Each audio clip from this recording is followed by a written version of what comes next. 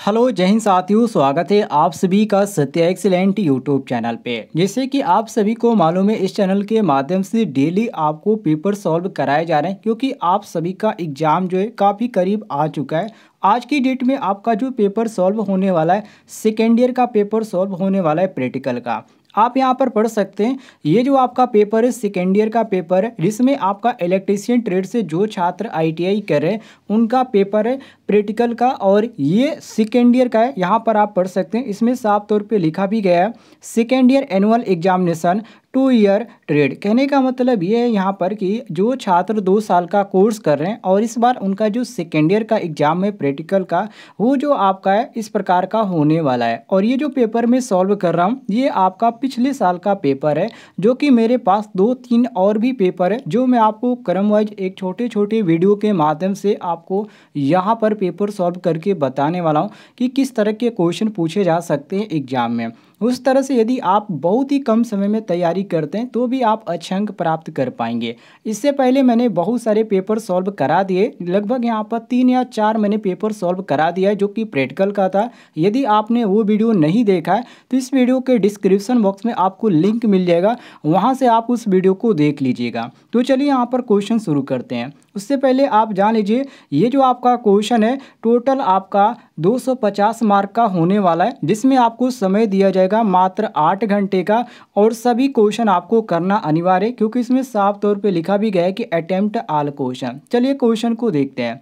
Question number 1 को, जिसमें पूछा जा रहा है कि perform open circuit test and short circuit test on a single phase transformer and find out the various losses and efficiency on given resistive load. कहने का मतलब यहाँ पर ये कह रहा है कि सिंगल फेज ट्रांसफार्मर पर ओपन सर्किट टेस्ट और शॉर्ट सर्किट टेस्ट करें, और यहाँ पर जो प्रतिरोधक है उसका भार में जो विभिन्न नुकसान है, जो दक्षता है, और इसको पता लगाने के लिए कह रहा है। और जो छोटे छोटे जो आवासीय घर होते हैं उनके लिए यहाँ पर दूसरे नंबर पे कह रहा है। तो पहला ये जो क्वेश्चन है इसमें आपको यहाँ पर सिंगल फेज जो ट्रांसफार्मर है उसका ओपन सर्किट टेस्ट का परीक्षण करने के लिए कह रहा है। दूसरे क्वेश्चन को देखिए, यहाँ पर दूसरा क्वेश्चन कह रहा है कि a small residential house is to be wire up with 3 lamp 1 fan and 1 heater with PVC wiring system. Draw the यहाँ पर wiring diagram and make list of material required. कहने का मतलब यहाँ पर ये कह रहा है कि एक छोटे से आवासीय घर को 3 लैंप और 1 पंखा और 1 हीटर के साथ वायर कीजिए, मतलब कि वाइंडिंग करने के लिए कह रहा है, वायरिंग करने के लिए कह रहा है। तो चलिए यहाँ पर हम सब कुछ यहाँ पर आपको बताने वाले हैं कैसे आपको यहाँ पर प्रैक्टिकल लिखना है ताकि आप अच्छे अंक प्राप्त कर पाएंगे।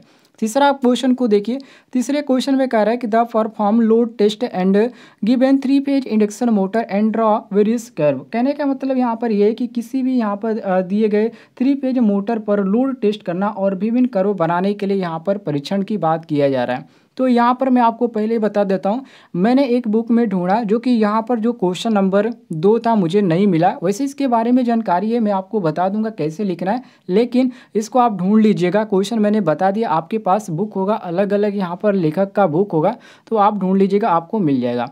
चलिए यहाँ पर क्वेश्चन नंबर 1 को आपको सॉल्व करके बताते हैं। क्वेश्चन नंबर 1 को, जो ये आपका पहला क्वेश्चन है, ये आपका 100 नंबर का क्वेश्चन है। तो आप इसको कैसे लिखेंगे, लिखने का तरीका देख लीजिए।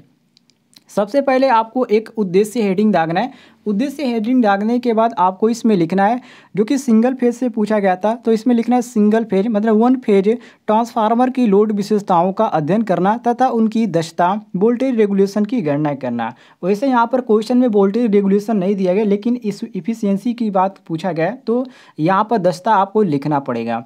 इसके बाद आपको क्या करना है, इसका फिगर बनाना है, या आप इसके बारे में थोड़ी सी जानकारी यदि आपको है तो आप यहाँ पर इंट्रोडक्शन हेडिंग दागकर, परिचय हेडिंग दागकर आप आसानी से इसके बारे में थोड़ी सी जानकारी लिख सकते हैं। 2 लाइन का कोई दिक्कत नहीं होगा। इसके बाद आपको यहाँ पर इसका फिगर बनाना पड़ेगा। फिगर थोड़ा सा हार्ड है, लेकिन आप ध्यान रखिएगा, यदि आप बनाने का प्रयास करेंगे तो बना पाएंगे। उससे भी यहाँ पर काफ़ी कम समय बचा है, तो आप एक बार ट्राई जरूर कीजिएगा बनाने का। शायद ये आपका क्वेश्चन पूछा जा सकता है, क्योंकि आपका पिछले एग्जाम में क्वेश्चन पूछा गया था। क्वेश्चन यहाँ पर आपको ध्यान से देख लीजिएगा।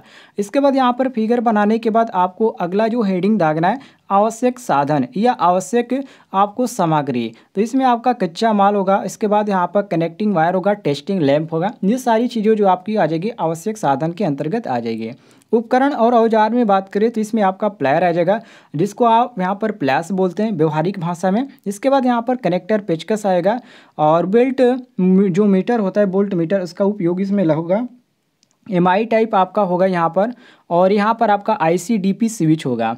पेचकस होगा, इलेक्ट्रीशियन चाकू होगा, एमीटर होगा एमआई टाइप, और ट्रांसफार्मर होगा जो कि यहाँ पर 440-220 का होगा। सिद्धांत की यहाँ पर बात करें तो इसके सूत्र के अनुसार आप लिख देंगे तो और भी अच्छा अंक प्राप्त कर पाएंगे। इसकी जो दक्षता का यहाँ पर जो सूत्र होता है वो आपको यहाँ पर लिख देना है। लिख लेंगे यहाँ पर तो अच्छा आपको अंक मिलेगा, कोई दिक्कत नहीं होगी। इसके बाद यहाँ पर विधि लिख दीजिए, जो भी यहाँ पर विधि दर्शाई गई चित्र के अनुसार उसको आप लिख देंगे तो कोई दिक्कत नहीं, आपको अच्छे अंक प्राप्त हो जाएंगे। ये आपका जो हो गया यहाँ पर क्वेश्चन नंबर 1 का ये आपका आंसर हो गया। विधि लिखने के बाद आपको क्या करना है, यहाँ पर एक परिणाम आपको हेडिंग डालना है। क्या साथियों, परिणाम हेडिंग डालना है, या आप यहाँ पर जो यहाँ पर परिणाम या रिजल्ट आप इंग्लिश में भी लिखना चाहते हैं तो लिख सकते, कोई दिक्कत नहीं है। तो परिणाम या रिजल्ट लिखकर आपको लिखना है कि हमने सिंगल फेज ट्रांसफार्मर पर ओपन सर्किट टेस्ट और शॉर्ट सर्किट टेस्ट करने की परीक्षण सफलतापूर्वक किया। तो ये आपका जो होगा एक आपका प्रयोग जो है आसान तरीका से हो गया। और ये कितने नंबर का हो गया, तो ये आपका 100 नंबर का हो गया। तो आसान तरीके से आप इसको कर सकते हैं। चलिए यहाँ पर दूसरा क्वेश्चन में मैंने आपको बताया था कि मैंने बुक से ढूंढा लेकिन नहीं मिला, तो चलिए इसको छोड़ देते हैं। लेकिन आप छोड़िएगा जिन, आप अपने बुक जो भी आप बुक से पढ़ते होंगे आप उस बुक में ज़रूर आप ढूंढ लीजिएगा और इसको आप सॉल्व करके देख लीजिएगा, जो कि ये आपका क्वेश्चन भी इम्पोर्टेंट है।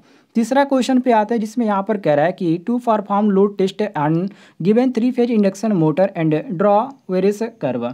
इसमें आपका यहाँ पर 3 फेज इंडक्शन मोटर की बात करें कि लोड टेस्ट करना है और इसका कर्व बनाना है। तो ये कैसे बनेगा साथियों, चलिए इसके बारे में भी आपको जानकारी दे देते हैं।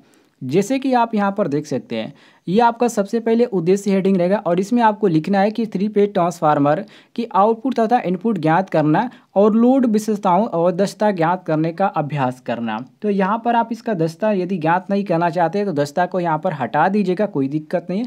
बाकी आप यहाँ पर दक्षता यहाँ पर ज्ञात करना चाहते हैं तो आप लिख दीजिएगा, और ये आपका कर्व हो जाएगा। और ये आपका जो होगा प्राइमरी साइड होगा, और ये आपका सेकेंडरी साइड, जो कि चित्र बनाना इसमें जरूरी होता है क्योंकि चित्र पर ही तो नंबर मिलता है। तो ये आपका जो बनेगा फिगर कुछ इस प्रकार का बनने वाला है। वैसे यहाँ पर फिगर काफ़ी ईजी है, कोई आपको दिक्कत नहीं होगी, ठीक है।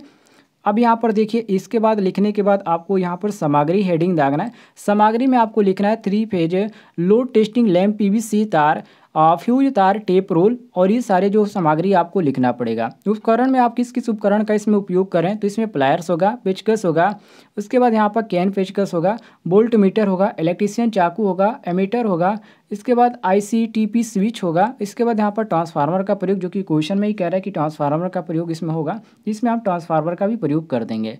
इसके बाद यहाँ पर सूत्र आप इसका लिखना चाहते हैं तो सूत्र भी लिख दीजिएगा, क्योंकि सूत्र लिख देंगे तो अच्छा अंक मिलेगा। ये आपका हो गया। इसके बाद यहाँ पर विधि में आपको यहाँ पर क्या करना है, इसमें 3 फेज ट्रांसफार्मर की प्राइमरी जो वाइंडिंग है वो डेल्टा में, और सेकेंडरी वाइंडिंग की जो स्टार में जोड़ी है, चित्र में आप देख ही सकते हैं। इसमें यहाँ पर कोई भी कन्फ्यूजन नहीं होना चाहिए आपको, तो ये सारी चीज़ें आपको लिख देना है। इसके बाद विशेष ट्रांसफार्मर की लोड जो है आपका निम्न दशाओं में क्या होना चाहिए, ये आपको यहाँ पर क्रम वाइज लिख देना है। इसके बाद सावधानियाँ आपको लिखना है। सावधानियाँ में आप किस किन बातों का यहाँ पर ध्यान रखें, इसको आपको लिखना है। तो देखिए, सभी जो जोड़ होने चाहिए बिल्कुल यहाँ पर कसे होने चाहिए, साफ होने चाहिए। दूसरी बात, जोड़ करने से पहले अर्थ लीकेज तथा इंसुलेशन प्रतिरोध टेस्ट करना चाहिए। और तीसरी बात, यदि मोटरों व मीटरों व जो शून्य त्रुटि है तो उनका संशोधन कर लेना चाहिए। और 4th नंबर में 3 फेज जो भिन्न भिन्न लोड है उससे कम नहीं लगना चाहिए। और इसके बाद आपको लास्ट में एक परिणाम हेडिंग दागना है, और उसमें आपको लिखना है कि हमने यहाँ पर जो दिया गया था प्रयोग उसको सफलतापूर्वक हमने किया। तो ये आपका जो हो जाएगा, ये आपका तीसरा भी कंप्लीट हो जाएगा। तो इस तरह आप आसानी से प्रयोग लिख सकते हैं और अच्छे अंक प्राप्त कर सकते हैं।